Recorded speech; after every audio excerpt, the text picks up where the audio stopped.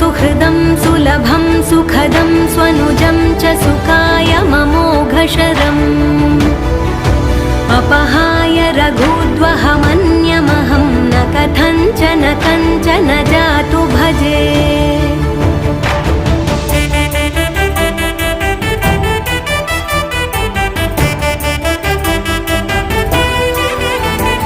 विना वेङ्कटेशं ननाथो ननाथः सदा वेङ्कटेशं स्मरामि स्मरामि।